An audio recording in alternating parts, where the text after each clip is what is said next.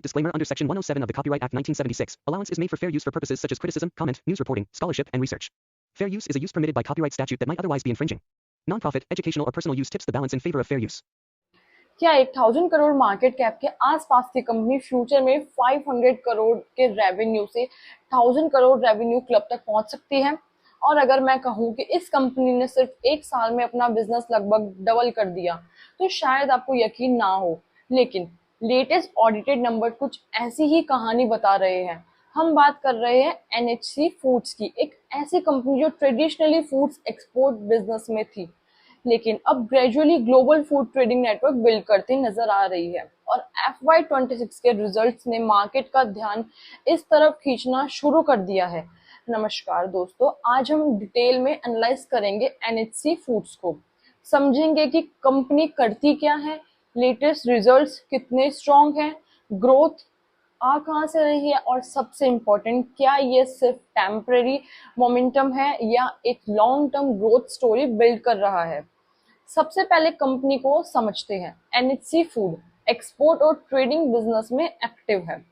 Company spices, agriculture commodities, food ingredients और multiple food products को domestic और international markets में सप्लाई करती है। लेकिन FY26 में एक बहुत इंपॉर्टेंट चेंज देखने को मिला।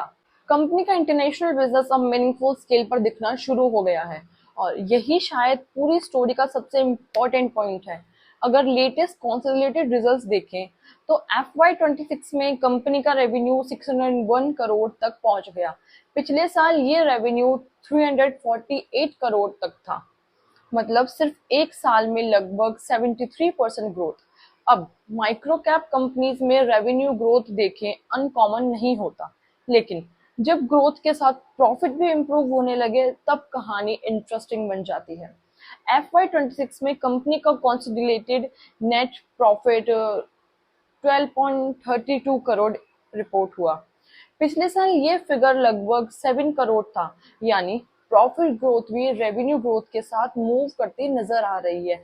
लेकिन क्वार्टरली नंबर्स और भी ज्यादा अटेंशन ग्रैब कर रहे हैं।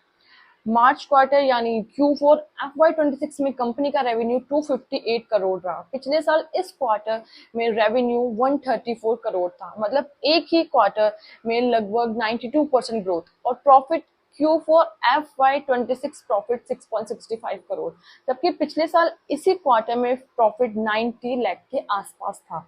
यानी अर्निंग ग्रोथ रेवेन्यू से भी काफी तेज रही। अब सवाल है, ये ग्रोथ आ कहां से रही है?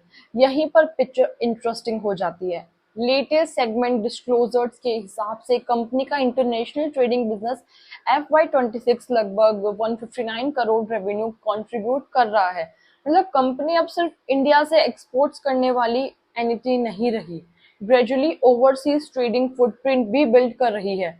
और एक्सपोर्ट बिजनेसेस में स्केल का इम्पैक्ट काफी पावरफुल होता है। एक बार सोर्सिंग नेटवर्क बिल्ड हो जाए, डिस्ट्रीब्यूशन नेटवर्क एक्सपेंड हो जाए, तो वॉल्यूम्स काफी अग्रेसिवली स्केल कर सकती है। इसी वजह से मैनेजमेंट ने डोमेस्टिक और इंटरनेशनल ऑपरेशंस को अलग रिपोर्टिंग सेगमेंट में दिखाना ही शुरू कर दिया है। अब बैलेंस शीट की तरफ चलते हैं। कंसोलिडेटेड इक्विटी FY25 के 82 करोड़ से बढ़कर FY26 में 182 करोड़ तक पहुंच गई है, यानी कंपनी का नेट वर्थ भी सिग्निफिकेंटली स्ट्रेंथन हुआ है। अब फाइनल क्वेश्चन, क्या NHC फूड फ्यूचर का मल्टी बैगर बनेगी? इसका आंसर आज किसी एक पास नहीं है, लेकिन इतना जरूर है, जब कोई कंपनी 348 करोड़ रेवेन्यू से 601 करोड़ रेवेन्यू पर पहुंचती है, इंटरनेशनल ऑपरेशन स्केल करती है और प्रॉफिटेबिलिटी इंप्रूव करती है, तो मार्केट उसे इग्नोर नहीं करता। और शायद इसी वजह से NHC फूड्स अब इन्वेस्टर्स की वॉच लिस्ट में रैपिडली जगह बना रही है। आपका क्या व्यू है?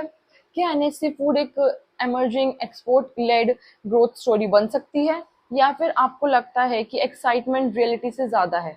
कमेंट्स में जरूर बताना। मिलते हैं नेक्स्ट वीडियो में, तब तक के लिए बाय।